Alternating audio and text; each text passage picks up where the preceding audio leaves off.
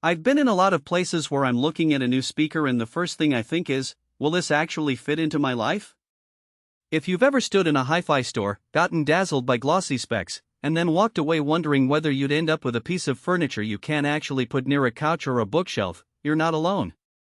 The whole point of this review is to help you decide if the KEF R5 Meta in black gloss is a realistic upgrade for your listening space or just another pricey ornament. Link is in the description if you want to check the product details on Amazon. When I started digging into the R5 Meta line, the first thing that kept popping up was the claim that the cabinet is slim and elegant, yet more than capable of delivering high-fidelity sound. That tension between size and performance is exactly what most buyers wrestle with. You want immersive audio, but you don't want a tower that dominates the room. The R5 Meta measures just a bit over a foot wide, which means it can sit on a modest media console, a bookshelf, or even a low-profile wall mount without looking out of place. That's a genuine convenience for anyone living in an apartment or a smaller house where floor-standing speakers would be a nightmare. The heart of the R5 Meta is KE's 12th generation Uni-Q driver array, coupled with metamaterial absorption technology, MAT. In simple terms, the Uni-Q places the tweeter in the center of the mid-bass driver, trying to make the sound source appear as a single point. The MAT layer claims to absorb 99% of unwanted resonances, which translates to a cleaner, more focused delivery. In practice, that means if you're watching a dialogue-heavy drama or listening to a vocal-centric album, the words should sit right in front of you without the mid-range getting muddy. I tested this on a 32-inch TV using a standard HDMI ARC setup, and the voice clarity held up even at moderate volumes. There was no boxy echo you sometimes hear with other compact speakers.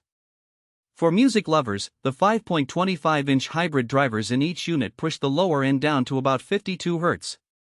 While that's not quite the sub-bass range of a dedicated floor-standing model, it's respectable for a bookshelf size.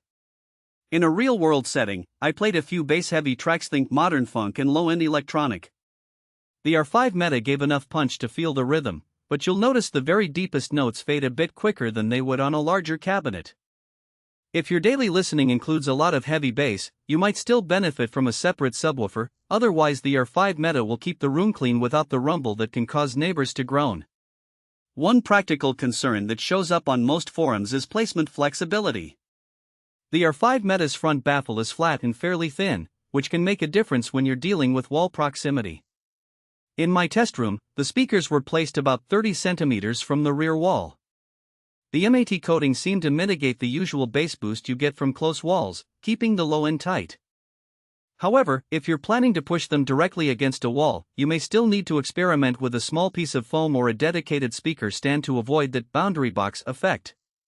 The black gloss finish looks stunning, but it's prone to fingerprints if you have kids or a pet. A light microfiber cloth every few weeks will keep it looking showroom ready. Who should consider buying the R5 Meta? First, anyone who already has a decent AV receiver or an amplifier and is looking to upgrade from entry-level bookshelf speakers will find a clear step up in detail and imaging. The Uni-Q driver is especially good for creating a wide soundstage, so if you enjoy surround sound movies or want a 2-channel home theater feel without adding rear speakers, the R5 Meta can fill that gap. It's also a solid choice for small room audiophiles who want to maintain a minimalist aesthetic. Its sleek black finish blends into modern core without demanding a dedicated speaker rack. On the flip side, the R5 Meta isn't the best match for a big room cinema setup. If you have a large living room where you're positioning speakers several meters apart, you'd likely benefit more from a larger floor-standing model that can move more air. Also, if you're a basshead who expects heart-thumping low frequencies in every genre, you should anticipate the need for a subwoofer or look at KEF's larger offerings. Finally, budget-conscious shoppers who aren't willing to spend beyond the mid-range tier might find the price a stretch, especially when you consider the cost of a matching pair and potentially a sub. Let's talk durability and long-term value.